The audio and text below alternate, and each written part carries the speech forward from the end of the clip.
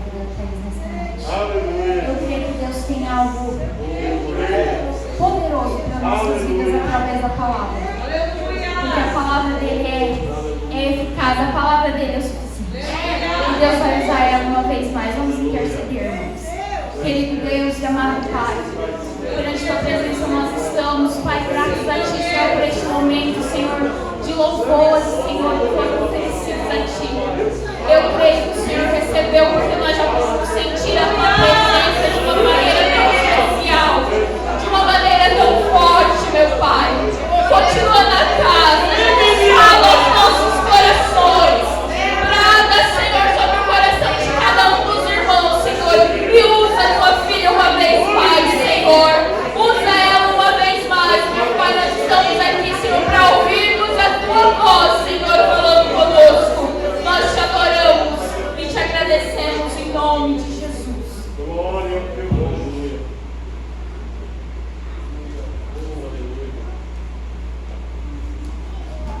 A igreja na paz do Senhor. Amém. Os irmãos abrirem as vossas Bíblias no livro de 2 Crônicas. Livro de 2 Crônicas, capítulo de número 32. Grande é o teu nome. Da tua filha.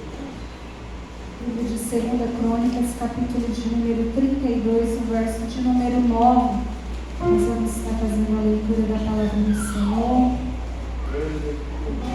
Você continua adorando, glorificando a Deus, enquanto a igreja procura. Os irmãos vêm estar aí em espírito, intercedendo, porque eu estou totalmente na dependência do Senhor. Os irmãos sabem que eu tirei um dente na quinta passada, então eu passei a semana toda tomando antibiótico e com os pontos. Agora 5 horas da tarde eu tirei os pontos e esses antibióticos acabam mexendo muito com o coração. E aí ontem eu ainda tomei a segunda dose da vacina, passei a noite inteira com febre, não consegui dormir, mas eu creio que o Senhor está neste lugar. E nunca foi eu, nunca foi você, mas é o Senhor que faz, é o Senhor que fala, é o Senhor que age. Então não é as minhas forças, não é a altura da minha voz, não é aquilo que eu posso fazer, mas é aquilo que a palavra, que já foi dita, que é suficiente para operar na sua vida nesta noite. Aleluia. Os irmãos acharam?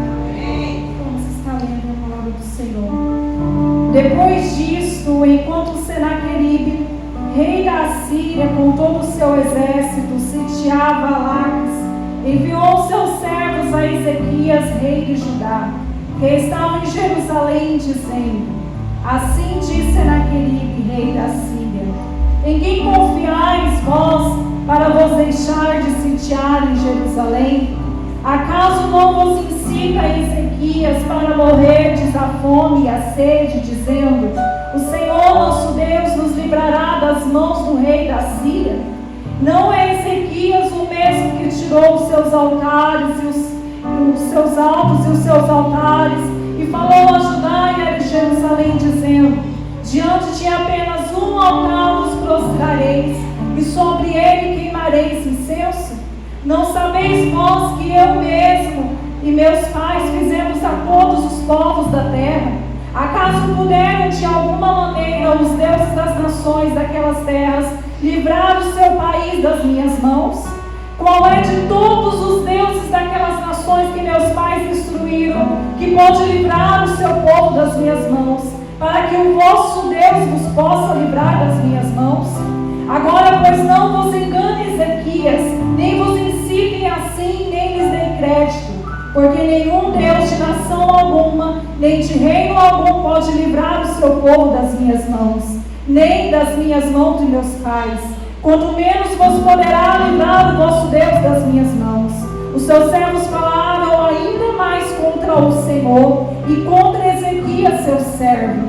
Senaqueribe escreveu também cartas para blasfemar do Senhor Deus de Israel e para falar contra ele, dizendo: assim como os deuses das nações e outras terras não livraram o seu povo das minhas mãos, assim também o Deus de Ezequias não livrará o seu povo das minhas mãos. Clamaram os servos em alta voz, em judaico, contra o povo de Jerusalém que estava sobre o muro, para o atemorizarem e os perturbar, para tomarem a cidade. Falaram do Deus de Jerusalém, como dos deuses dos povos da terra, obra das mãos dos homens. Porém, o rei Ezequias e Isaías, o profeta, filho de Amós, oraram por causa disso e clamaram aos céus. Amém, igreja. Até aqui, podeis tomar os vossos assentos. Se o irmão puder dar um pouquinho de retorno, irmão, eu agradeço. Eu não sou de pedir isso, não, mas para que eu não venha, senão eu vou ficar forçando a voz. Essa palavra qual eu tenho lido com a igreja é uma palavra qual o Senhor tem ministrado ao meu coração, tem falado algo comigo a respeito. E quando foi ontem, quando o irmão Jean nos mandou o convite, e nesta manhã, quando eu fui meditar sobre essa palavra, o Senhor começou a falar coisas comigo no início desses textos. E o Espírito Santo de Deus começou a me levar e Ele falou assim: olha, Thaís, eu comecei a ler, e até quando o Senhor tinha me dado essa mensagem, Ele tinha me dado a partir do momento dessa parte que eu li com a igreja, desses versículos que eu li, falando sobre esse cenário, onde Senaqueribe já chega ali com as ameaças, com o problema na vida de Ezequias e daquele povo de Israel. Mas quando eu comecei a ler, o Espírito Santo de Deus começou a me levar aos capítulos anteriores, começou a me levar ao início de tudo aquilo. E eu comecei a meditar, e o Senhor falou assim: ei, Thaís, Senaqueribe chegou com uma ameaça a Ezequias. Só que antes disso, tem uma história lá atrás, onde tudo começou. E o Senhor começou a falar, eu comecei a ler, até o momento eu não entendi. Nessa manhã mandei mensagem para o pastor para tirar algumas dúvidas minhas. E o Senhor, então, a partir daquele momento, começou a revelar aquilo que Ele queria falar conosco. E eu cheguei aqui nessa noite, eu já estava quase para mudar a mensagem. Eu falei: Senhor, o culto está tão fervoroso, o teu povo hoje está tão cheio da glória. Eu acho que não é essa mensagem que o Senhor quer tratar, não. Mas a partir do momento quando o irmão Jean começou a falar, começou a louvar, o Espírito Santo de Deus começou a falar comigo: ei, eu tenho bênçãos, eu tenho vitória no término desse culto. Mas no início, primeiro eu preciso tratar algumas coisas com a minha igreja. Primeiro eu preciso tratar algumas coisas no íntimo dos meus filhos, para depois começar a operar por fora aquilo que a igreja necessita. Aleluia. A Bíblia vai relatar sobre a vida desse rei chamado Ezequias. Ezequias é um homem ainda muito jovem, com 25 anos de idade. A Bíblia diz que ele passa a reinar sobre Judá. Ele vai ali reinar por durante 29 anos. E a Bíblia diz que Ezequias, diferente dos reis antepassados, diferente dos outros que se passaram, Ezequias agora vai encontrar um cenário, pastor, de um povo que está agora na idolatria novamente. Um povo que agora não está mais buscando a Deus. O cenário de Israel agora não era mais de um povo que adorava a Deus, mas estava uma bagunça naquele lugar.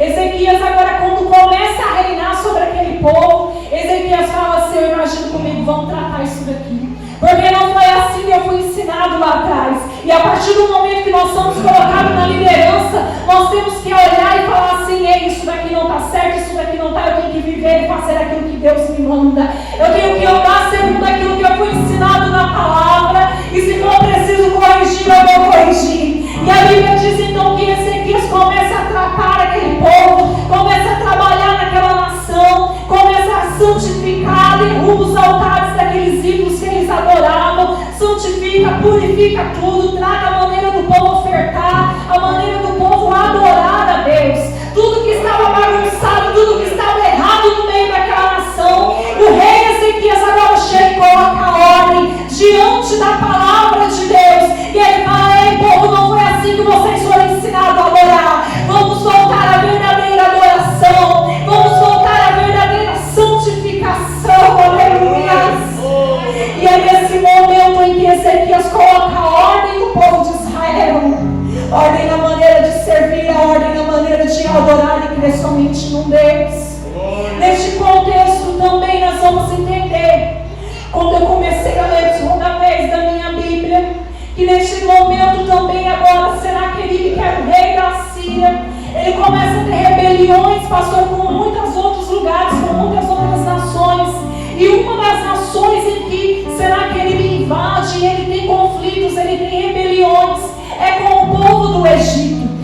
Egito agora, onde também era governado ali também pela influência da Babilônia.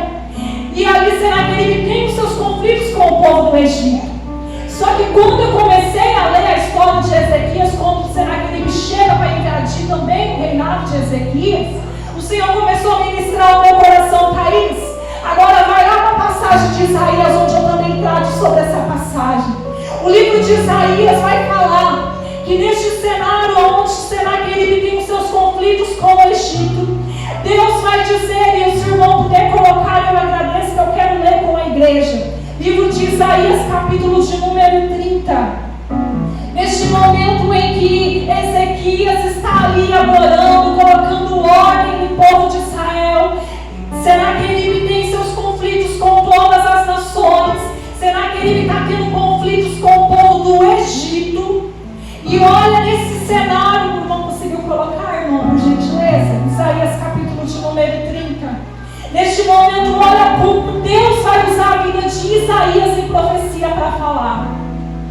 Ai dos filhos rebeldes, diz o Senhor, que tomam conselhos, mas não de mim, e que se cobrem como uma cobertura, mas não do meu espírito, para acrescentarem pecado sobre pecado, que descem ao Egito sem pedir o meu conselho, para se fortificarem com a força de Faraó, e para confiarem na sombra do Egito.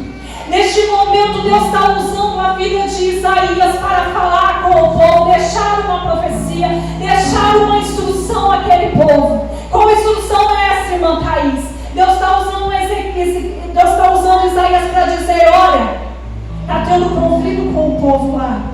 Só que a ordem que eu tenho para Israel é, não se alie ao povo do Egito.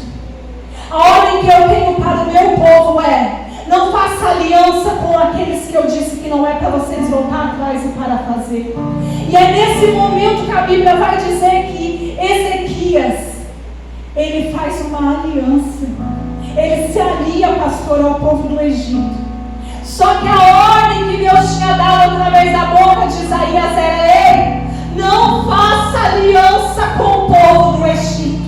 Não toma sombra em lugares aonde eu não mandei tomar. E mesmo assim, olha, em vez de igreja, Ezequias está santificando o povo. Ezequias está colocando ordem no lugar. Mas em um momento, Ezequias não tem a vigilância de obedecer a ordem que foi profetizado. Ele não é para fazer aliança com o povo do Egito. Ezequias faz aliança. Ezequias se une ao povo do Egito, a fim de pensar que com o povo do Egito ele estaria mais fortificado, ele estaria mais forte. E a Bíblia vai continuar dizendo, versículo de número 3, mas o refúgio de Faraó se vos tornará em vergonha, e o abrigo na sombra do Egito em confusão. Quando eu li isso daqui, o Senhor começou a falar ao meu coração. Eu preciso tratar algumas coisas com algumas pessoas naquele lugar. Tem gente que adentrou ali que talvez está buscando, está santificando, está tentando se corrigir, mas muitas das vezes está deixando brecha em pequenos lugares. Olha o que vai dizer no versículo de número 13. Portanto, esta maldade vos será como a brecha de um muro alto, que formando uma barriga está prestes a cair, e cujo a queda vem de repente no momento. Ei, igreja, o Senhor falava ao meu coração, aonde talvez você não tenha vigiado, tem dado brecha. Pastor, a Bíblia diz que é como um muro, que forma uma barriga, forma algo pequeno, irmãos, e de repente, num piscar de olhos, esse muro cai. O Senhor falava comigo, Ezequias está buscando, Ezequias está santificando, mas Ezequias não está vigiando em algo. Ezequias está abrindo brecha e se aliando com quem eu falei que não era para se aliar. E isso significa, muitas das vezes, num piscar de olhos, às vezes as consequências vêm e às vezes a gente não entende o porquê. Ezequias poderia olhar agora Senaqueribe chegando para invadir o povo e poderia pensar, por que ele está vindo me invadir agora? E o Senhor começou a falar isso comigo. Por que ele está invadindo agora? Existem consequências que muitas das vezes vêm sobre as nossas vidas. E o Senhor falava comigo: será que você foi consultar a Deus antes de você tomar certas decisões? Será que você realmente tem abrido os teus olhos e vigiado? Será que você não tem dado brecha? E às vezes você diz: ei, mas é tão pequeno. Muitas das vezes você olha e você pensa: mas não vai dar em nada. Só que isso trouxe consequências.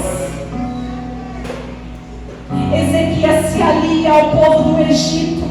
Senaqueribe tem conflitos com o povo do Egito.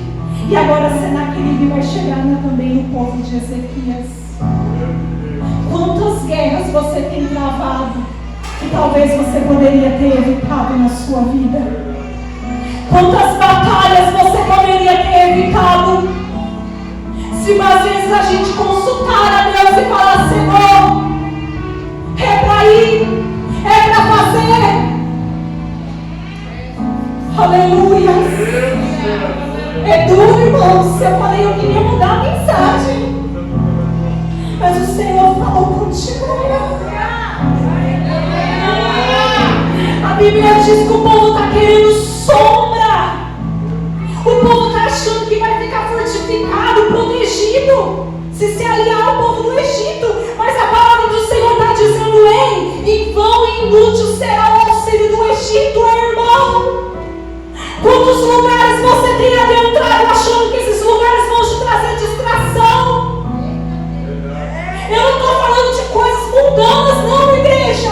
O que Deus falou comigo é coisa dentro do povo de Deus.